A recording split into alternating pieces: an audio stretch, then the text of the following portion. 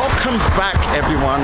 Another vlog, another day. The sun is out. It's summer in the UK, and I've got a new camera, the Sony A6300. Now, this is my new production camera, as you guys knew from before on the last vlog, that my Panasonic Lumix G7 died on me, and I'd been meaning to upgrade and also just kind of, up my production quality level and mainly get good autofocus. Now, this camera is meant to have that, but one thing it ergonomically does not have is a flip out screen.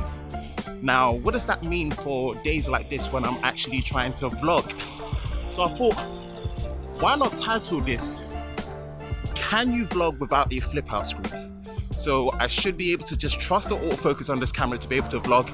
I don't have any ND filters on here, so instead of cranking up my shutter speed, whew, man, walking uphill is tiring. Still here like crazy.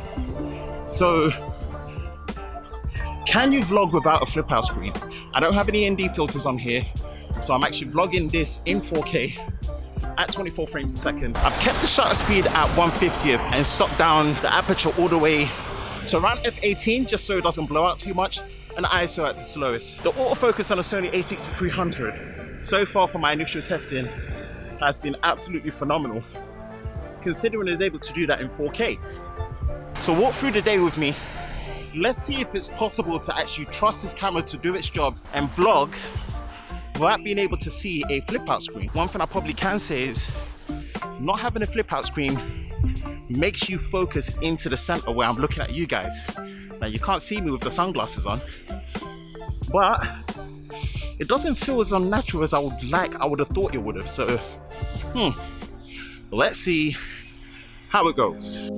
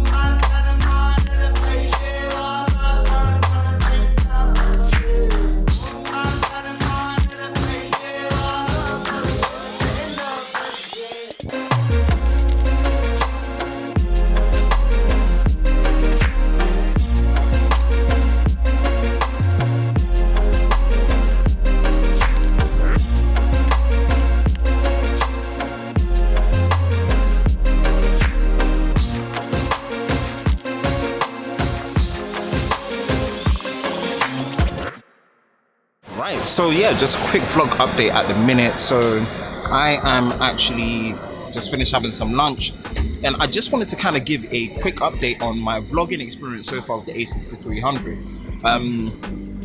Right now, the most awkward things that I've noticed is when you're vlogging in 4K or you're shooting at 1080p 120 frames a second in the slow motion mode, the screen goes really, really dim. So in a sunny condition, it's funny because the screen is actually very sunny before you press record in either 4K or 120 frames a second slow motion in 1080p. But in the other shooting modes, like 1080p 60 frames a second or 1080p 30 frames or 24 frames a second, the screen still stays very bright.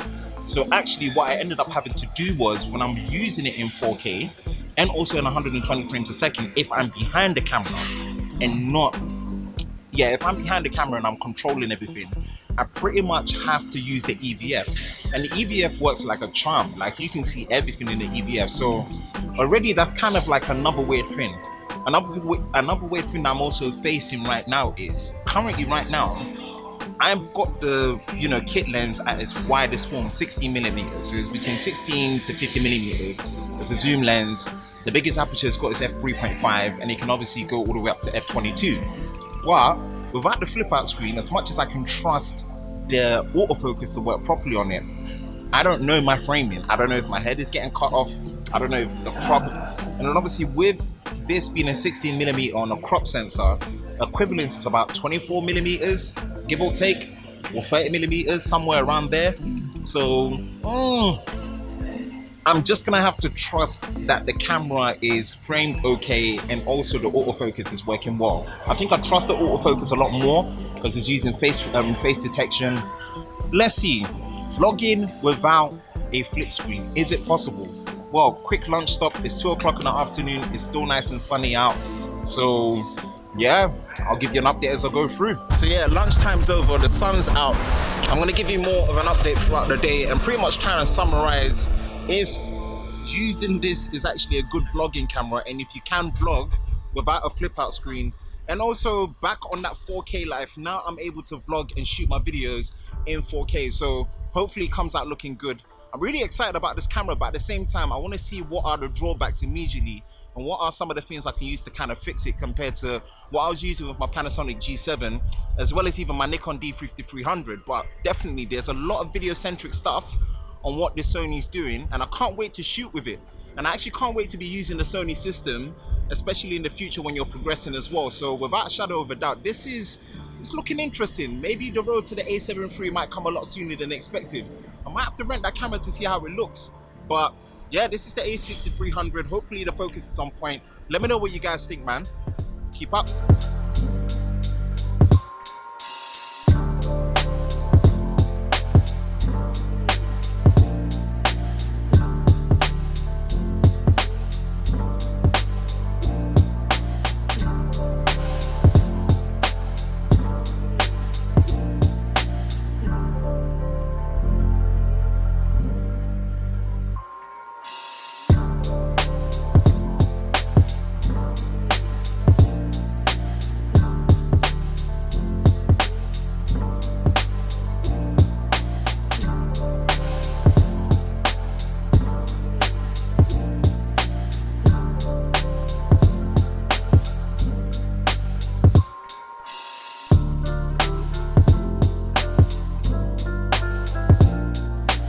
So I've actually kind of had a long day. It's 7:15. It doesn't look like that in UK, and that's the great thing about the summertime in UK. You get long days, and it actually starts getting dark from like 9:30 in the evening, and peak summertime it actually gets dark at 10 p.m. in the evening.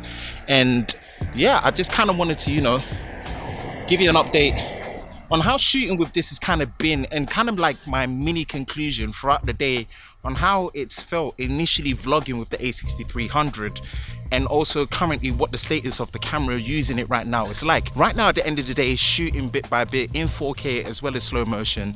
The battery life is around 33%, so it's fairly lasted me the whole day. Obviously I've had to mix it up, having it on and off at the same time, and it's been decent, but I've already felt some teething problems while vlogging in this kind of format with this system, which is kind of interesting. I don't know whether that's something I can deal with over a continual period of time or not.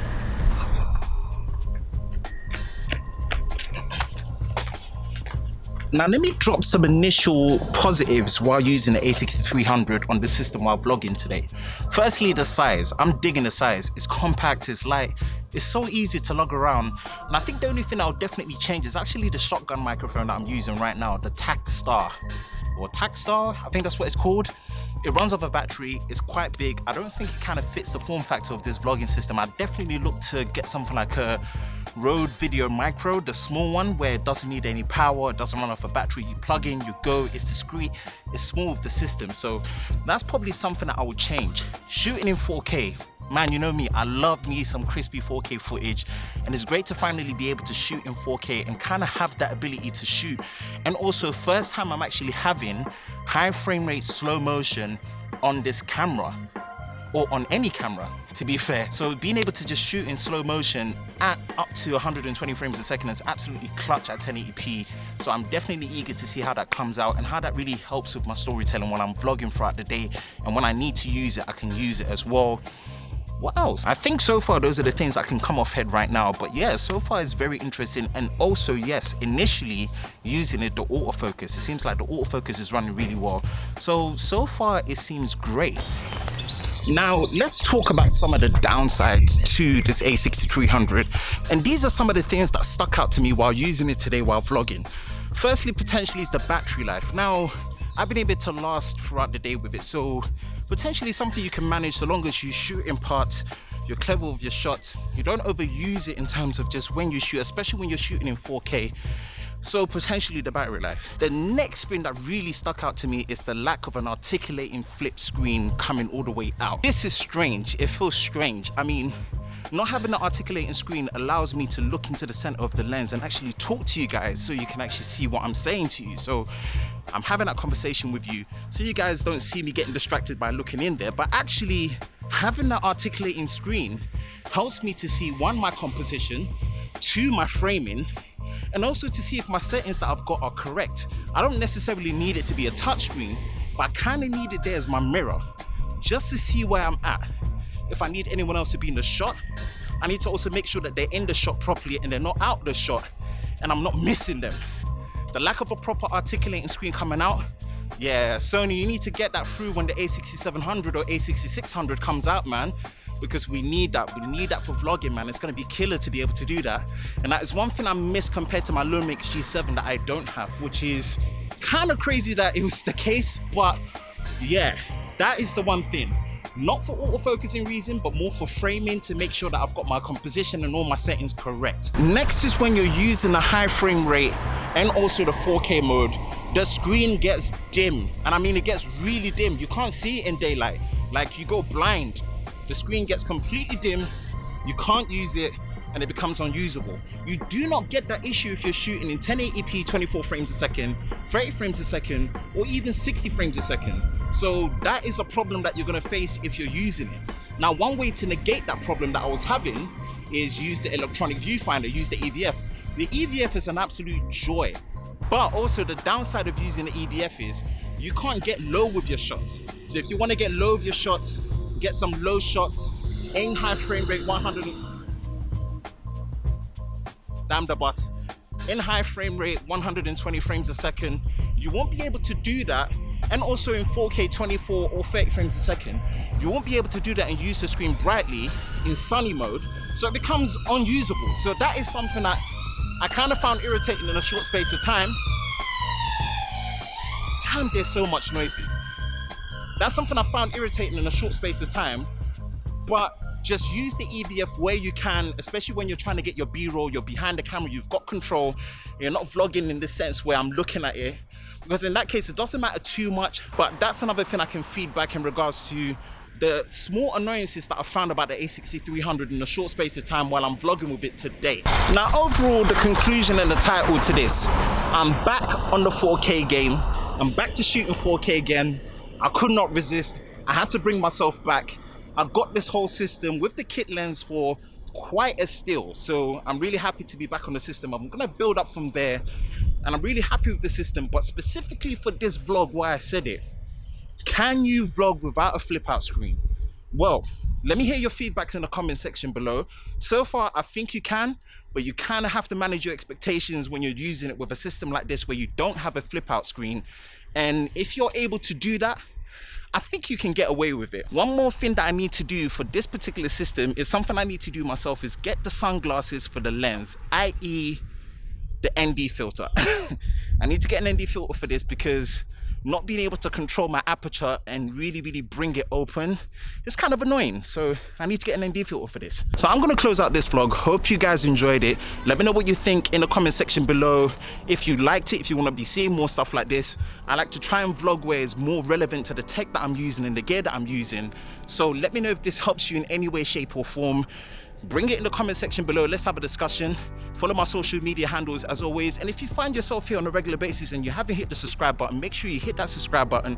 And also when you do, make sure to be part of the Team TLS, the Tech Lover Squad. Hit that notification bell so you're part of the notification squad so you do not miss any of the latest content that is posted on the Lover of Tech channel. And again, I'm your host Ben, signing out, and I will see you next time.